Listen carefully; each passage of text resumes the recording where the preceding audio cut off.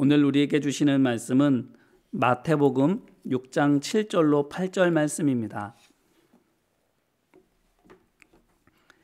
마태복음 6장 7절로 8절 말씀입니다.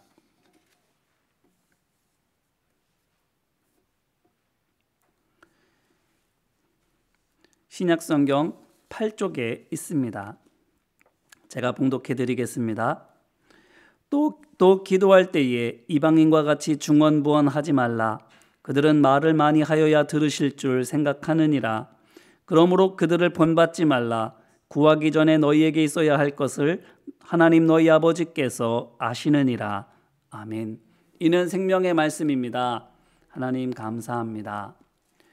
지난 시간에는 기도에 관한 예수님의 가르침 첫 번째 시간이었고, 바른 기도의 제1단계와 2단계를 알아봤습니다. 뭐였지요? 1단계와 2단계가? 1단계는 하나님을 바라봄, 곧 하나님을 아버지로 믿고 기도함이었습니다. 2단계는 비워냄이었지요. 골방, 곧 우리 마음의 창고에서 우리가 하나님보다 더 소중하게 여기고 또 필요하게 여겨온 것들을 비워내는 것이었습니다. 당연합니다. 버리고 비워야 채울 수 있기 때문이지요. 이어서 오늘은 신약 말씀이 가르쳐주는 믿음의 기도 두 번째 시간으로 예수님께서 산상수훈에서 기도에 대해서 말씀하신 두 번째 가르침입니다. 다시 한번 읽어드립니다. 잘 들어보시기를 바랍니다. 또 기도할 때에 이방인과 같이 중언부언하지 말라. 그들은 말을 많이 하여야 들으실 줄 생각하느니라. 그러므로 그들을 본받지 말라. 구하기 전에 너희에게 있어야 할 것을 하나님 너희 아버지께서 아시느니라. 아멘. 여기서 먼저 주목해 볼 말씀은 예수님께서 하나님을 가리켜서 너희 아버지라 하신 부분입니다. 지난 시간에 본 5절과 6절에서는 특별히 6절에 두 번이나 강조해서 말씀하셨지만 하나님이라 직접적으로 말씀하시지 않고 그저 내 아버지라고만 하셨습니다. 곧 하나님과의 관계를 강조하시면서 믿음의 사람에게 있어서 기도라는 것이 아버지와의 소통임을 분명히 하셨습니다. 그러시면서 아버지께서 주시는 가장 좋은 것을 받기 위해서 우리 마음 창고에서 하나님보다 더 귀하고 또 더 필요하게 여겼던 것들을 버려야 한다라고 하셨습니다. 그런데 왜 그래야 하는지에 대해서는 말씀해 주시지 않았습니다. 그런데 오늘 말씀에서 하시는 거예요. 너희 아버지이신 그분이 바로 하나님이시라고 말씀을 하심으로 말미암아 왜 그렇게 해야 되는지에서 말씀해 주시는 겁니다. 이 하나님이 어떤 분이십니까? 7절에서 예수님께서는 이방인들의 신과 비교해서 말씀해 주시는데 바로 다 아시는 분이시라 이렇게 말씀하고 있습니다. 보세요. 이방인들의 신은 보고 듣는 것 같아도 실은 잘 보지 못하고 듣지 못하는 신입니다. 말을 많이 해야 겨우 쳐다보는 신입니다. 눈을 떠야, 눈에 띄어야 그제야 보고서 내가 거기 있었구나 라고 아는, 말도 그것도 오랫동안 부르고 외쳐야 그때 비로소 내게 그런 문제가 있었구나 라고 아는 그런 신이다 말씀하신 겁니다. 고대 중동의 바알이나 아세레 같은 신을 형상화한 모습들을 떠올려 보시기를 바랍니다. 그림 자료로 아마 여러 번 보셨을 거예요. 항상 눈을 뜨고 있지요. 어떤 경우에는 온몸이 눈으로 덮여 있기도 합니다. 그런데 실상은 어떻다라는 거예요? 눈을 뜨고 있지만 온몸이 눈으로 덮여 있기까지 하게 되지만 그 눈은 진짜 눈이 아니다라는 겁니다. 다윗도 말했습니다. 그들의 우상은 은과 금이요 사람이 손으로 만든 것이라. 입이 있어도 말하지 못하며 눈이 있어도 보지 못하며 귀가 있어도 듣지 못하며 코가 있어도 냄새 맡지 못하며 손이 있어도 만지지 못하며 발이 있어도 걷지 못하며 목구멍이 있어도 작은 소리조차 내지 못하느니라 이렇게 말했습니다. 이사야 선지자도 말했어요. 이사야서 41장 29절 말씀입니다.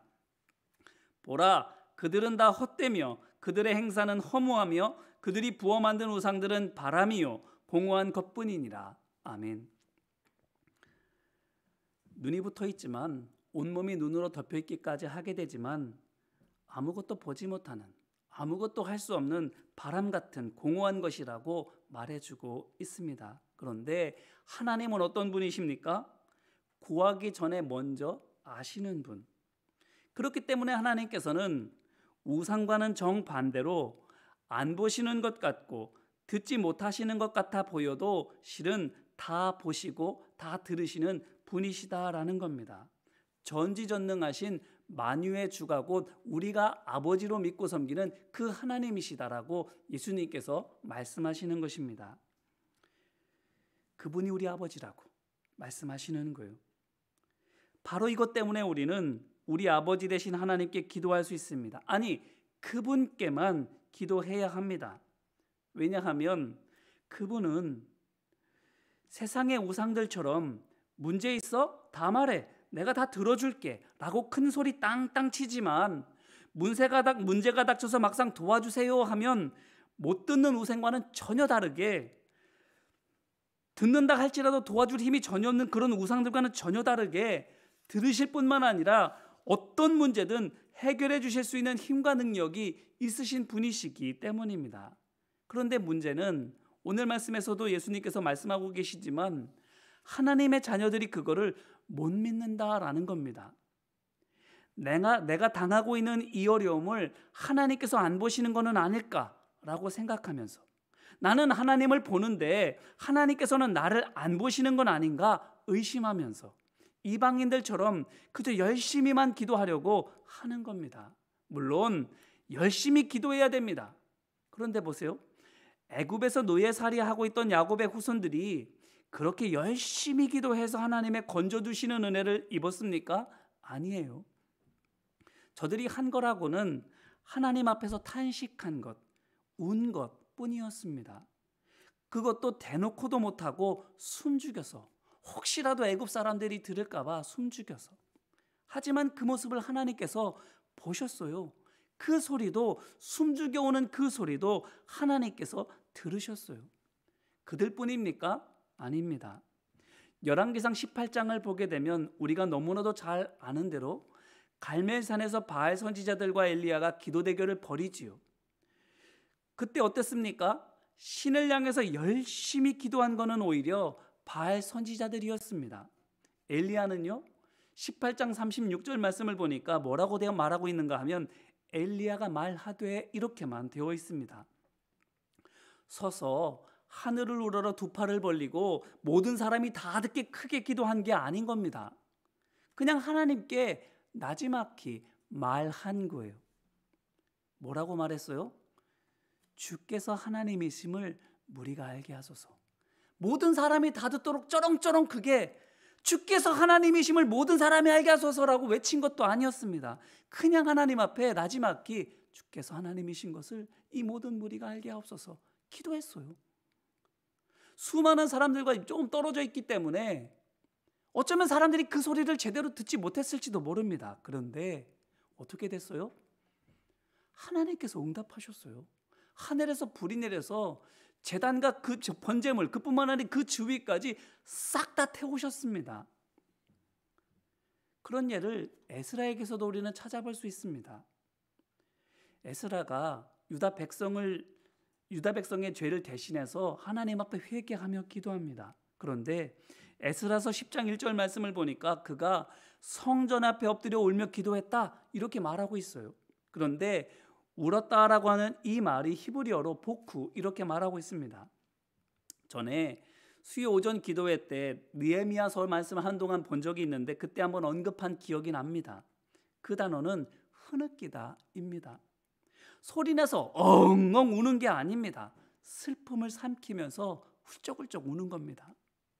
그런데 성전 앞이면 많은 사람들이 북적거리는 곳입니다. 그렇기 때문에 그만큼 이런저런 소리가 참으로 시끄럽게 나는 곳이에요. 그래서 엉엉 우는 것도 아니고 소리 죽여서 우는 거면 그 소리가 잘 들릴 리 만무합니다. 그런데 무슨 일이 벌어지게 됩니까? 10장 1절 말씀을 보니까 거기 있는 많은 백성이 크게 통곡하며 옵니다. 뿐만 아니라 남녀노소를 막론하고 수많은 사람들이 에스라 주위로 모여드는 거예요. 수많은 소리들로 소음으로 가득한 그곳에서 왔다 갔다 수많은 사람들이 움직이느라 거기서 누가 뭘 하는지도 눈여겨볼 수 없는 그런 곳에서 에스라가 소리 죽여 울면서 하나님 앞에 회개하며 기도하고 있는데 그 소리를 백성들이 듣는 거예요. 기도 소리가 작아도 유다 백성들의 귀에 그게 너무나도 크게 들렸음을 말씀을 통해서 우리에게 전해주고 있는 거예요. 그렇기 때문에 이것을 통해서 우리는 알 수 있습니다. 기도를 열심히 하는 것이 당연하지만 그보다 더 앞서 되어야 할 것이 바로 믿음으로 기도해야 한다는 것을. 어떤 믿음으로? 나를 자녀 삼아 주신 하나님께서 만군의 주 여호와시다라는 그 믿음으로 기도하는 것이 먼저다라는 겁니다. 그렇다면 믿고 기도할 때에 그 기도의 소리가 작고 그 내용 역시 짧다 할지라도 하나님께서 응답해 주신다면 그 믿음에 열심히 더해지게 될 때에 어떤 일이 벌어지겠어요? 누가복음 18장 1절로 8절 말씀에 있는 과부와 재판장의 비유에서 예수님께서 이렇게 말씀하십니다. 하나님께서 그 밤낮 부르짖는 택하는 자들의 원한을 풀어주시지 아니하시겠느냐? 그들에게 오래 참으시겠느냐? 내가 너희에게 이르노니 속히 그 원한을 풀어주시리라. 그러나 인자가 올 때에 세상에서 믿음을 보겠느냐? 아멘. 보세요. 속히 응답해 주실 것이라고 하시지 않습니까? 어떻게만 하면? 믿기만 하면. 하나님 앞에 믿음으로 기도할 때에 속히 응답이 이루어질 것이라고 말씀해 주시는 거예요. 이제 이 말씀으로 우리 자신을 돌아볼 수 있기를 바랍니다. 오늘 우리의 기도 어떤가요? 우리 아버지가 곧 천지만물을 지으시고 우리를 사랑하시는 분, 사랑하실 뿐만 아니라 사랑하는 마음만 갖고 계시는 분이 아니라 실제로 사람의 힘과 노력으로 절대 끊을 수 없는 그 죄의 문제까지도 끊어주시는 능력의 주님이시라고 믿고 기도하고 있는지요? 그렇다면 그 믿음 위에 더욱 열심히 기도하시기를 간절히 바랍니다. 속히 응답해 주시는 은혜가 있게 될 줄로 믿습니다. 완전히 해결해 주신 하나님의 역사가 있게 될 줄로 믿습니다. 하지만 아니라면 우리가 진정으로 열심을 기울여야 할 것은, 정말 간절히 기도해야 할 것은 하나님께서 만군의 주 여호와이심이 믿어지게 해달라는 기도일 것입니다. 그러므로 하나님을 아버지로 믿지만 우리의 마음 창고에 있는 것들을 버리려고 할 때에 그것들이 없이도 우리가 살 수 있을까 고민이 된다면, 과연 아버지께 내 삶을 온전히 맡겨들어도 되는 걸까 하며 망설이고 있다면 이 시간 믿음을 간구하시기를 간절히 바랍니다. 그래서 믿음으로 기도할 수 있기를, 작더라도 하나님의 귀에 들리는 기도, 일일이 아뢰지 못한다 할지라도 가장 필요한 것으로 채워주시는 그 기도를 드릴 수 있게 되기를 주님의 이름으로 축원합니다. 그래서 하나님께서 주시는 그 믿음 안에서 우리가 올려드리는 그 기도가 하나님의 귀에 들려지고 사람들의 심령을 바꾸어 놓는 능력의 기도가 되시기를 주님의 이름으로 축원합니다. 이제 말씀을 붙들고 함께 기도할까요?